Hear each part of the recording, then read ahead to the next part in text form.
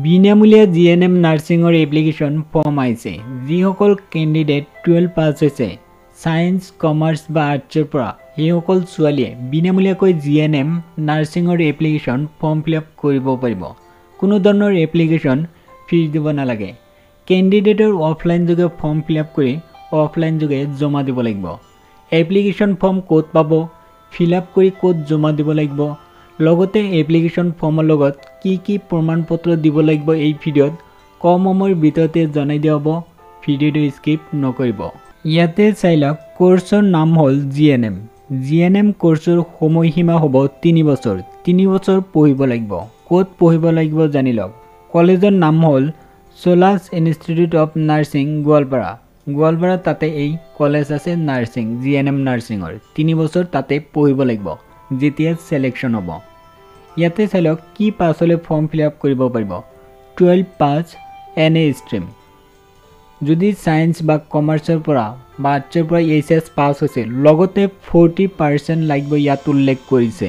আৰু যিসকল ছোৱালীয়ে সায়েন্সৰ হ'ব সেইসকল ছোৱালীক প্ৰিফাৰেঞ্চ কৰিব ইয়াতে উল্লেখ কৰিছে। তাৰপিছত ইয়াতে কৈছে ছোৱালীৰ বয়স হ'ব লাগিব 18 পৰা 26ৰ ভিতৰত হ'ব লাগিব, ইয়াত উল্লেখ কৰিছে।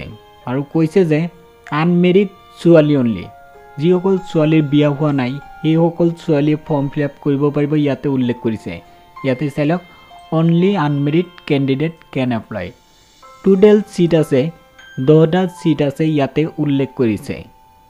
এতিয়া জানি লওক ফৰ্মৰ লগত কি প্ৰমাণপত্ৰ দিব লাগিব। তাৰপিছত জনাই দিয়া হ'ব এপ্লিকেশ্যন ফৰ্ম ক'ত পাব, ফৰ্ম ফিলআপ কৰি ডকুমেণ্টছৰ সৈতে ক'ত জমা দিব লাগিব।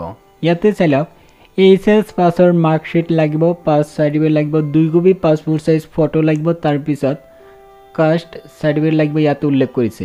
ইয়াতে আৰু এটা ইম্পৰ্টেণ্ট কথা উল্লেখ কৰিছে, কেণ্ডিডেটৰ এডমিশ্যন আৰু কোৰ্চ ফিজ বিনামূলীয়া হয়, ইয়াতে উল্লেখ কৰিছে। আৰু যিটো কেণ্ডিডেটৰ থকা খোৱা হ'ব সেইটো নিজৰ হ'ব, ইয়াতে উল্লেখ কৰিছে। যিবিলাক বাকী খৰচ থাকিব কেণ্ডিডেটৰ নিজে বহন কৰিব লাগিব, ইয়াতে উল্লেখ কৰি দিছে। অনলি চৰকাৰে খৰচ কৰিব এডমিশ্যন আৰু কোৰ্চৰ যিবিলাক ফিজ থাকে, বাকী যিবিলাক থকা খোৱা হ'ব কেণ্ডিডেটৰ নিজৰ খৰচ কৰি থাকিব লাগিব, খাব লাগিব, ইয়াত উল্লেখ কৰিছে। তাৰপিছত ইয়াতে ইম্পৰ্টেণ্ট কথা উল্লেখ কৰিছে কেণ্ডিডেট RHAC এৰিয়াৰ হ'ব লাগিব, ইয়াতে উল্লেখ কৰিছে।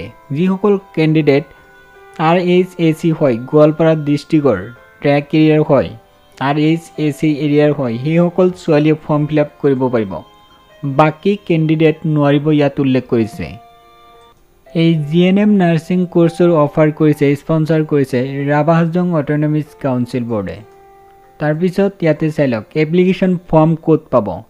ইয়াতে উল্লেখ কৰিছে কেণ্ডিডেট এপ্লিকেশ্যন ফৰ্ম ল'ব পাৰিব ৰাভা হাজং অট'নমিক কাউন্সিল ছেক্ৰেটেৰিয়েট দুধনৈ, এইটো গোৱালপাৰাত আছে অফিচ। সেই অফিচৰ পৰা ল'ব লাগিব এপ্লিকেশ্যন ফৰ্ম।